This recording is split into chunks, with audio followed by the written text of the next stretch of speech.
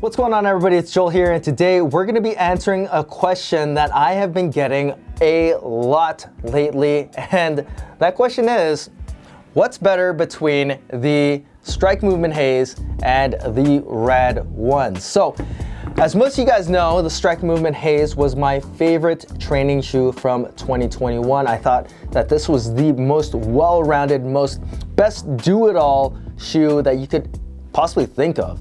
Now, the RAD 1 came out in early 2022, and this has been my favorite shoe of the year so far.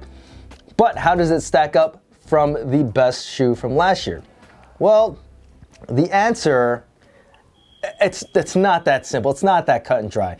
So I'll try to break it down as best as possible. So first things first, the price of these. It's the exact same thing. It's $150 either way you go. Now, one thing that the Strike Haze has going for it is that you can actually buy these. So this crisp white colorway actually comes out on March 4th, which is probably gonna be the day that you're watching this video. And pretty much all of the RAD 1 colors are all sold out. So that's maybe a point towards the Strike Haze, but that's not the only reason. I'm sure some of you guys can hold out and wait for the RAD 1s if you really wanted them. Now, the next thing comes down to personal preference, and that's just the appearance of them. Like, some people are gonna like the more understated style of the Haze trainers, which I really love, and I think these come in some pretty solid colorways. Nothing's too crazy yet. This white is awesome. In my opinion, I really like this crisp white colorway. Black and Gum also comes out as well, which is the new Easy Muhammad colorway, it's really sick, but I'm just not a Black and Gum person anymore.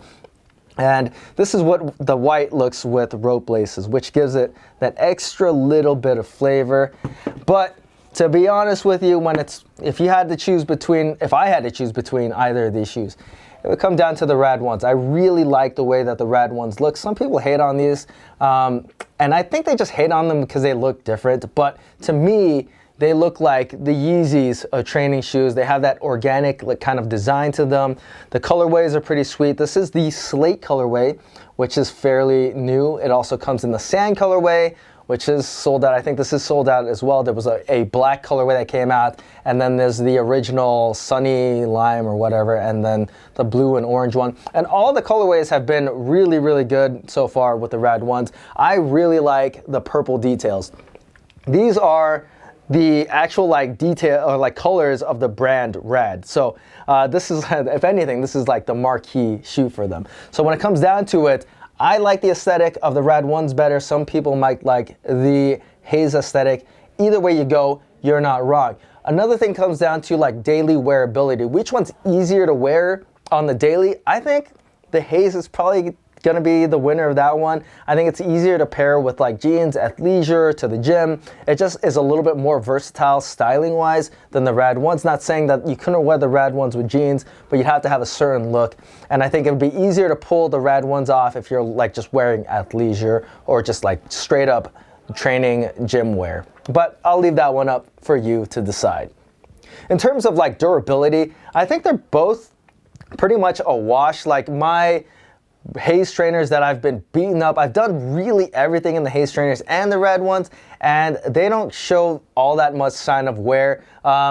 Once again, I'm not the hardest person on my shoes, but I do rope climbs in these shoes. I do burpees, I drag them on the ground and everything. Really, the long-term test is yet to be seen on both of these shoes, so I can't really comment there. One thing that I did not like about the RAD 1s was the suede material. It gets kind of dirty pretty quickly if you have a lighter colorway, but if you get these white Haze trainers, these things are gonna get real dirty real quick. So either way you go, I mean, durability is kind of a wash right now. So going back to that day-to-day wearability, so the comfort of these is, both of them are really, really good too. So the Haze trainers were my original do everything, just wear them all over the place kind of shoe. These are probably still gonna be my pick when it comes to a travel shoe, just because of the way that you can easily style these and you can get away with wearing them with anything. But The comfort of the RAD ones is actually better. The underfoot cushioning of these shoes is better. The flexibility of these shoes is better. I think the RAD ones are just the more overall comfortable shoe. I actually do like running in the RAD ones a little bit more. Both of these shoes are really flexible, really comfortable, but if I had to choose one, overall comfort, plyometrics and running and everything, just keeping my feet really comfortable throughout the day, I'd have to go with the RAD ones. I think that these are the more comfortable shoe overall. But on the flip side, if it came down to lifting and stability, I prefer the Strike movements. And a lot of this has to do with personal preference and mobility and whatnot, but I think the 4mm drop of the Strike movements fits my lifting style a little bit better. I think it's better for deadlifting. For the most part, when it comes to Olympic weightliftings, I prefer the flatter shoe. I know some people like the mechanical advantage, but I don't really have any kind of mobility issues that hinder me or that I need more assistance with. And that's why I don't prefer the slightly higher heel of the RAD ones.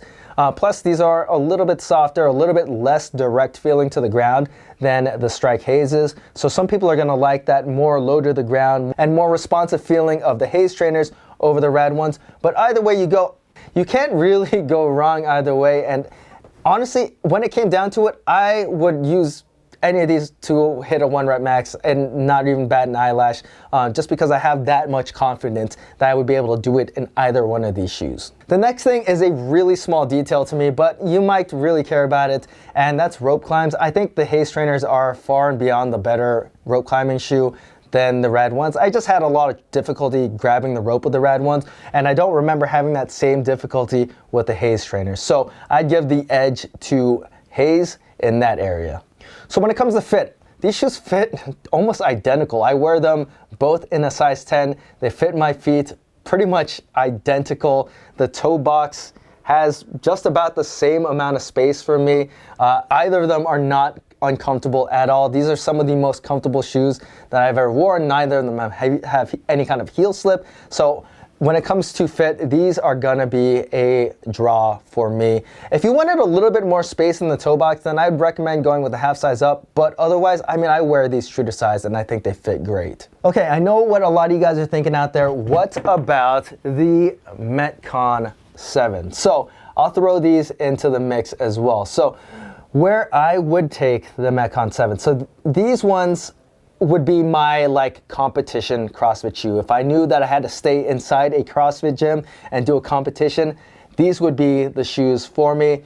Mainly because usually at like CrossFit competitions, you don't have to do a ton of running or running at all. You're usually just limited to stuff like plyometric stuff, weightlifting, Metcons, and that's where I think the Metcon 7s shine the most. The rope climbs are also the best in these shoes, but when it comes to like daily wearability, these aren't as easy to style with other things as either of the other shoes. The other shoes look more like sneakers, just like lifestyle sneakers, than the Metcon 7s do. Not saying the Metcon 7s look bad, they just look like an athletic shoe, which some people are probably not gonna want to wear every day. And the next thing that I don't care too much for with the Metcon 7s is running. Running in these shoes it's not pleasant. It's doable. You can do it for the runs that you're doing in a typical CrossFit workout or WOD, but you're not going to be using these for any kind of longer runs. Whereas the Strikes and the Haze trainers are actually pretty good to run in. And like, if you wanted to use these as like casual running shoes, I think that it would actually be okay.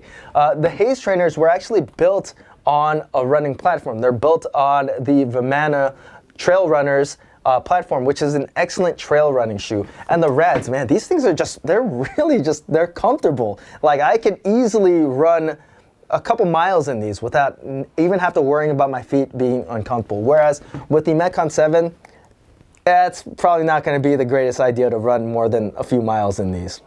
But the thing that the Metcon 7s do the best is easily they are the best weightlifting shoe. These things are rock solid when it comes to stability, and if that's all you cared about, or if you only cared to have a shoe that you could wear inside of the gym, then I think the Metcon 7s are probably going to be better than either of the other shoes. But when it comes down to it, you can't go wrong with any of these shoes when it comes down to training. They're all so good. And back to the topic and question at hand, which one would I pick between the Haze trainers and the RAD ones? Well, it just kind of depends on the day. What I would suggest for you is to just pick the one that you think looks better and go with that. And there really is no way that you can do any wrong. There's no wrong answer to this. For me, these are the top 2 training shoes, or the top 1 training shoe. These are the best training shoes right now. And that's the Haze trainer and the RAD ones. Really just depends on the day for me, but I could swap these 2 back and forth and they would be the best training shoes out there right now. But the Metcon 7 is still one of the best straight up CrossFit shoes. So I know that probably wasn't the answer that everybody was looking for, but I hope that helped you guys out and helped you decide what shoe to get between the RAD ones and the Strike Haze. If you got the money, just buy both of them. They are excellent training shoes. But if you guys have any more questions past that, feel free to leave them in the comment section. And as always, guys, please hit that like button, subscribe, and thanks for watching. All right, so I just finished that video and I realized that there was something I thought about earlier today that I meant to say that I completely forgot. But it's a really important thing and I think makes choosing between the Strike Haze and the RADs a lot more simple. So if I had to relate these shoes to anything else that's been on the market so far, I would say that the Strike Haze are like the Nano 6 and the RADs are like the Nano 8. Both are probably 2 of the best training shoes of all time. Just kind of depends on who you ask. And I don't think if you put them in that regards that you can do any wrong. The Nano 6 is arguably the best training shoe like ever made, and the Nano 8 isn't that far behind. So you get that little bit more stability with the Nano 6 and Strike Haze, and you get that little bit more comfort with the RAD 1s or Nano 8s. And if you've used both of those shoes, I don't think that you could argue that they're some of the best training shoes of all time. And same thing goes with these 2 shoes. So just compare them to those, and I think you'll find your winner between these shoes.